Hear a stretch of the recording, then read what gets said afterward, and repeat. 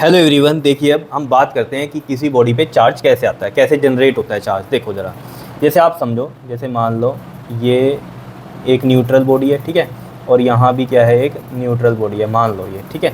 यहाँ पर मैं आपको बोल रहा हूँ कि इसके पास 10 इलेक्ट्रॉन है और 10 ही क्या है, प्रोटॉन है, मतलब नंबर ऑफ़ इलेक्ट्रॉन इक्वल है नंबर ऑफ़ प्रोटॉन के, क्योंकि ये क्या है, न्यूट्रल है, ठीक है। यहाँ पर भी मैंने आपको बोल दिया कि जो है नंबर ऑफ़ इलेक्ट्रॉन और नंबर ऑफ़ प्रोटॉन ये भी इक्वल है, यानी कि ये भी कितने 10 इलेक्ट्रॉन है और ये मान लो ये भी 10 प्रोटॉन है, बराबर है आपस में, यहाँ भी है बराबर है, ठीक है। अब मान लो जैसे चार्ज करना, जैसे मान लो इनकी रबिंग की, रबिंग करने पे होता क्या है, जब भी यहाँ पर रबिंग हो रही है, हम चार्ज जनरेट कर रहे हैं इसके कारण, क्योंकि रबिंग कर रहे हैं हम, तो होगा क्या, इलेक्ट्रॉन्स ट्रांसफ़र होते हैं। इलेक्ट्रॉन्स कैसे ट्रांसफ़र कर रहे हैं हम यहाँ पर, मान लो यहाँ से क्या हुआ, 2 इलेक्ट्रॉन यहाँ चले गए, ठीक है, 2 इलेक्ट्रॉन यहाँ गए। अब 2 इलेक्ट्रॉन अगर यहाँ गए, क्योंकि देखो हमेशा उठ के कौन जाएगा, इलेक्ट्रॉन जाएगा, क्योंकि वो हल्का होता है, प्रोटॉन भारी होता है, वो नहीं जाएगा, इलेक्ट्रॉन ही जाएगा उठ के, ठीक है। तो 2 इलेक्ट्रॉन चले गए मान लिया हमने, तो यहाँ पर कितने इलेक्ट्रॉन आ गए बताओ, +2, यानी कि कितने हो गए, 12 इलेक्ट्रॉन हो गए। और यहाँ पर कितने हो गए, यहाँ पर 2 इलेक्ट्रॉन गए हैं तो -2 हो गए, तो कितना हो गया यहाँ पर, 8 इलेक्ट्रॉन हो गए। तो यहाँ पर अगर आप देख पा रहे हो, यहाँ इलेक्ट्रॉन बढ़ गए और यहाँ इलेक्ट्रॉन क्या हो गए, घट गए, क्योंकि 2 इलेक्ट्रॉन इधर चले गए। तो अब यहाँ पर इस पर जो चार्ज होगा वो कितना होगा, +2 का चार्ज होगा, समझ रहे हो। और इस पर कितना होगा हमारे पास, यहाँ पर -2 का चार्ज होगा। मतलब यहाँ पर अगर हम बात कर रहे हैं क्या, किस तरीके से हम बोल रहे हैं, यहाँ पर क्लियर हो रही है बात या नहीं बताओ, ये तो समझ में आ रहा है ना। यहाँ पर +2 मतलब क्या है, प्रोटॉन का चार्ज ज़्यादा है, यानी कि 2 प्रोटॉन ज़्यादा हैं अब इलेक्ट्रॉन के कंपैरिजन में, तो +2 चार्ज। और यहाँ पर -2 क्यों ई लिखा, क्योंकि इलेक्ट्रॉन का चार्ज ज़्यादा है। अब 12 इलेक्ट्रॉन का तो इस पर नेगेटिवली चार्ज होता है, इसलिए ये चीज़ लिखी हमने।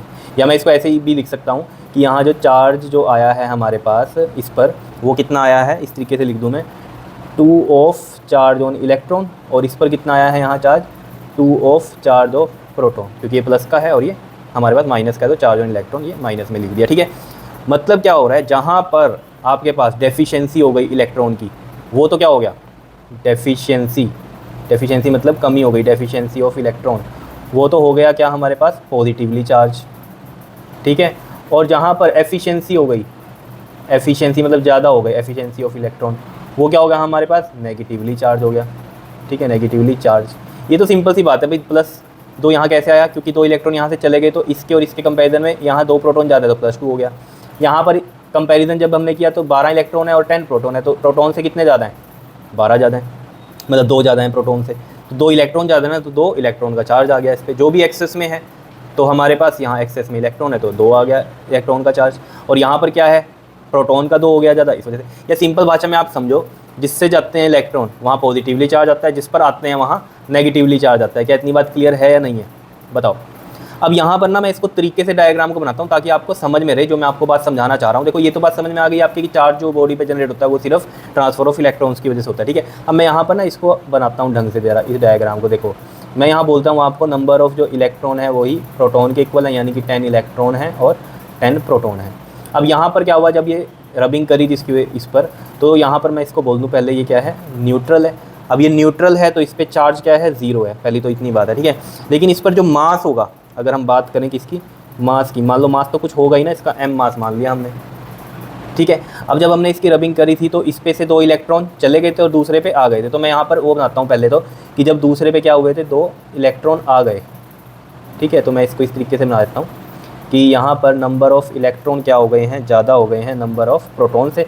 तो यहाँ पर 2 इलेक्ट्रॉन क्या किए हमने, ऐड करें हैं, तो यहाँ पर 12e हो गए, और नंबर ऑफ़ प्रोटॉन कितने रहे, 10 प्रोटॉन रहे। तो इस पर जो चार्ज रहा हमारा वो कितना आ गया, 2e, और ये क्या है, नेगेटिवली चार्ज है, क्योंकि इलेक्ट्रॉन है ना, ठीक है ना, नेगेटिवली चार्ज हुआ, 2 इलेक्ट्रॉन एक्स्ट्रा आ गए प्रोटॉन से। यहाँ पर मास क्या हुआ, मेन जो बात समझिए, देखो मास क्या हुआ इस पर, देखो अगर हम कहें जो पहले मास था वो तो था ही, प्लस में अब 2 इलेक्ट्रॉन आ गए ना, तो 2 इलेक्ट्रॉन का मास इसमें क्या हो जाएगा, ऐड हो जाएगा। क्लियर है इतनी बात, नेगेटिवली चार्ज है और मास ऑफ इलेक्ट्रॉन इसमें ऐड होंगे नेगेटिवली चार्ज में, ठीक है। ये हमें पता भी चल रहा है, 2 आए हैं तो भी बात है, मास आएगा ही ना, मास थोड़ी छोड़ के आएंगे अपना। क्लियर है, 2 मान लो 2 लोग इधर आए हैं तो उनका मास भी तो साथ में है, वही चीज़ है। अब मैं यहाँ पर बना देता हूँ अलग से, जैसे मैंने इसमें यहाँ पर तो इसी में लिख दिया था, मैं अब यहाँ पर बना रहा हूँ ये चीज़ कि यहाँ से क्या हुए थे, 2 इलेक्ट्रॉन रिमूव हुए थे, क्या हुए थे, रिमूव हुए। तो यहाँ पर नंबर ऑफ़ इलेक्ट्रॉन और नंबर ऑफ़ प्रोटॉन में नंबर ऑफ़ प्रोटॉन ज़्यादा हो गए, क्योंकि ये 10 प्रोटॉन थे, लेकिन यहाँ से 2 रिमूव हो गए थे, वो इधर चले गए थे, तो यहाँ कितने रह गए थे, 8e रह गए थे। तो इस पर जो चार्ज था वो कितना होगा, पॉजिटिवली होगा। और क्यों होगा पॉजिटिवली, क्योंकि प्रोटॉन ज़्यादा हैं, ठीक है। और कितने ज़्यादा हैं, 2 हैं, तो 2 जो है चार्ज ऑफ प्रोटॉन, ये बनेगा हमारे पास, या नहीं बताओ, कोई दिक्कत इसमें, ठीक है। यहाँ पर भी मैं इसको QE से लिख लेता हूँ, QE, ठीक है, charge of electron, 2 charge of electron है, ठीक है। और ये क्या है हमारे पास, पॉजिटिवली चार्ज है। कैसा है ये, पॉजिटिवली चार्ज होगा जब रिमूव होते हैं, ठीक है, पॉजिटिवली चार्ज रहेगा।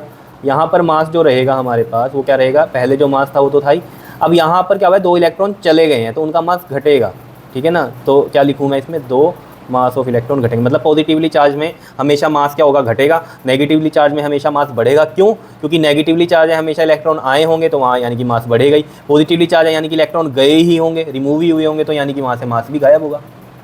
क्लियर है इतनी बात या नहीं है, बता दो, ये चीज़ समझ में आई है? अगर ये बात समझ में आ गई आपके, ये कहानी, तो आपको ये चीज़ क्लियर, अब ये जो है ना आपका यूज़ होगा आगे मेडिकल्स में भी, ठीक है। तो ये चीज़ें आपको ध्यान में रखनी है, जैसे हम मास को कर रहे हैं कि पॉजिटिवली है तो माइनस होता है, नेगेटिवली चार्ज है तो मास ऐड होता है, ठीक है। क्लियर है। मास कैन एग्जिस्ट विदाउट चार्ज, देख लो यहाँ मास एग्जिस्ट कर रहा है, चार्ज नहीं है, तब भी इसका बॉडी का मास तो होगा।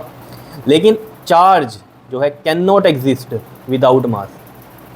लेकिन जब यहाँ से चार्ज गया तो देख लो 2 मास बढ़ गए इलेक्ट्रॉन के, यहाँ से गया तो 2 घट गए।